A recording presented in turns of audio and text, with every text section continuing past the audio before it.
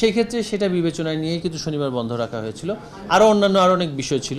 তো সেটা যেহেতু আসসালামু আলাইকুম দর্শক মন্ডলী, টাইটেল এবং থাম্বনেল দিকে অবাক হয়ে গেছেন তো অবাক হওয়ারই কথা। শিক্ষামন্ত্রী আবার কি বলল? শনিবারে কি মাদ্রাসা, স্কুল, কলেজ বন্ধ থাকবে নাকি আবার খুলে দেওয়া হবে? আজকে আমরা সেই বিষয়টি জানার চেষ্টা করব শিক্ষামন্ত্রীর মুখ থেকে। তো বন্ধুরা সকলে আঁটো করে বসে যান, আজকে ভিডিওটি খুবই ইন্টারেস্টিং হতে যাচ্ছে। তো শনিবারে কিন্তু আবার বন্ধ হয়ে যাবে।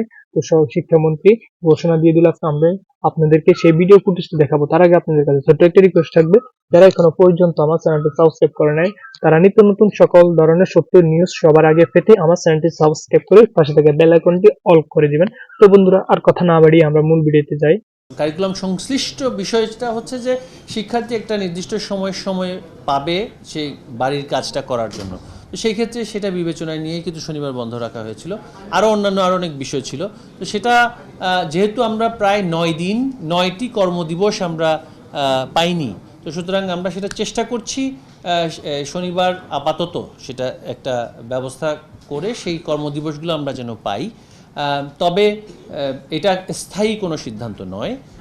তবে আমরা এনসিটিভির সাথে আলোচনা করছি, আমাদের ডিরেক্টরেট অফিসগুলোর সাথেও আলোচনা হচ্ছে যে আমরা তো অবশ্যই চাই যে শিক্ষকদেরও তো একটা সময় সেটা বিশ্রামের প্রয়োজন আছে এবং শিক্ষার্থীদেরও বিশ্রামের প্রয়োজন আছে, এবং শিক্ষার্থীদের ক্ষেত্রে তারা বাড়ির কাজ যথাযথভাবে করছে কিনা, সেটার জন্য সময় পাচ্ছে কিনা, সেটাও খুব দেখার প্রয়োজন আছে।